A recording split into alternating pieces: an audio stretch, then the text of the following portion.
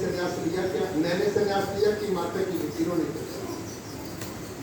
है? माता की नहीं होता। इसलिए मैंने कहा राजा जनक महल में है, पर वो महल में रह करके भी यदि अनित्य का चिंतन नहीं करता, अनित्य में आसक्ति नहीं करता, तो वो वैराग्य से युक्त राजा है। और कोई झोपड़ी में रह करके भी उसका 100 बार चिंतन करता है तो वो वैराग्य विहीन है। जहाँ वस्तु के त्याग का नाम वैराग्य नहीं। किसका नाम वैराग्य है? आसक्ति। पॉइंट नंबर 1 सारा प्रवचन आ गया, ठीक है।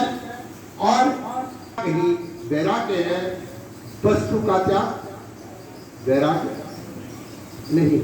कई बार मैं दिखा जो दीवान चंद जी में स्त्री का फोन, तो आप क्या सोचते हो? वो वैराग्य वैराग्य उनका शरीर हरिद्वार, लेकिन मन आपका भगवान के चरणों में रहे, उसको वैराग्य। और शरीर आपका मंदिर में आके बैठ जाए और मन आपका उधर रहे, उसको वैराग्य नहीं है। अब तीसरा शब्द इसी में है, क्योंकि भक्ति को मैं टच नहीं कर रहा, क्योंकि भक्ति का पूरा चैप्टर मैंने अलग समझाना। पूरा चैप्टर विवेक क्या है,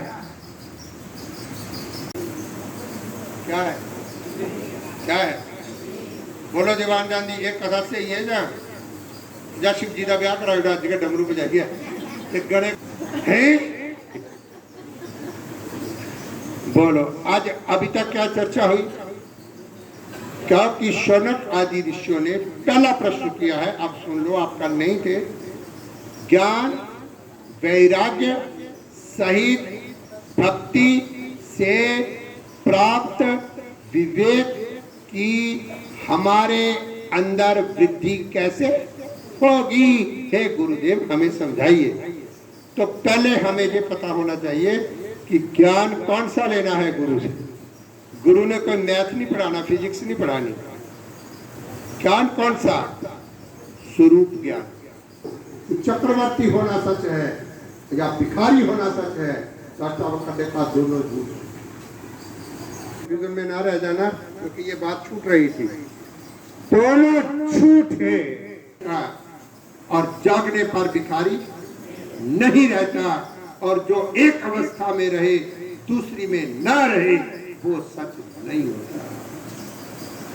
जो तीनों अवस्थाओं में रहे, तीनों कालों में रहे, त्रिकाल अबाधितम सत्यम, 3 काल में जो अबाधित है वो सत्य है। और जो जागृत में हो, स्वप्न में और हो जाए, और जागृत और स्वप्न में तो हो भी जाए और सुषुप्ति में जाकर के गायब। झूठ क्यों बोला? क्योंकि गहरी नींद में ना तो तू भिखारी होता है और ना तू राजा होता है, क्योंकि एक दो ही अवस्थाएं नहीं है, तीसरी अवस्था भी है। जागृत में तू चक्रवर्ती सम्राट होता है, अस्तु कोई बात नहीं, और जब तू सोता है तब तू भिखारी हो जाता है। हे राजन, तुझे बता कि जब तू गहरी नींद में चला जाता है तब तू राजा होता है, जब भिखारी होता है, या इनमें से कुछ भी नहीं है। बोलो बोलो बोलो बोलो। जिसे आ जाए ना पूरी नींद पे दिखा एकड़ी स्टेट जिला पूछती है, कोई राजा होता है या भिखारी होता है, या दोनों में से कुछ भी नहीं होता। उस समय राजा पने का बोध होता है या भिखारी पने का? पहले बताइए। अच्छा, तो उसमें कहते पूरी निंद्रा सुते या नहीं सुते, या सुखने दिखते रहते या जागते रहते?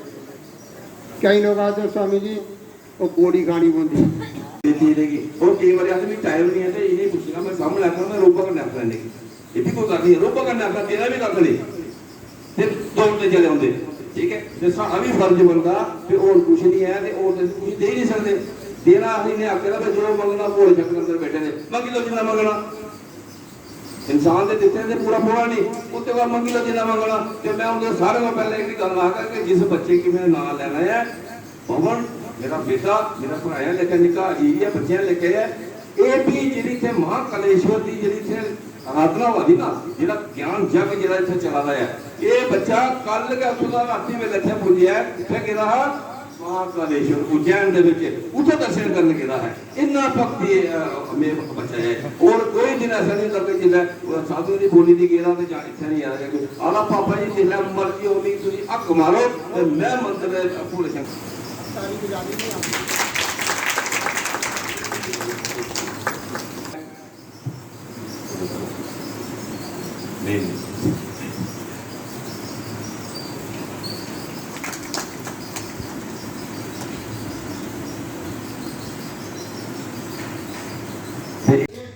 हाँ, ये जहाँ कृष्णा नगर कठुआ से मैं नरेंद्र खजूरिया बोल रहा हूँ।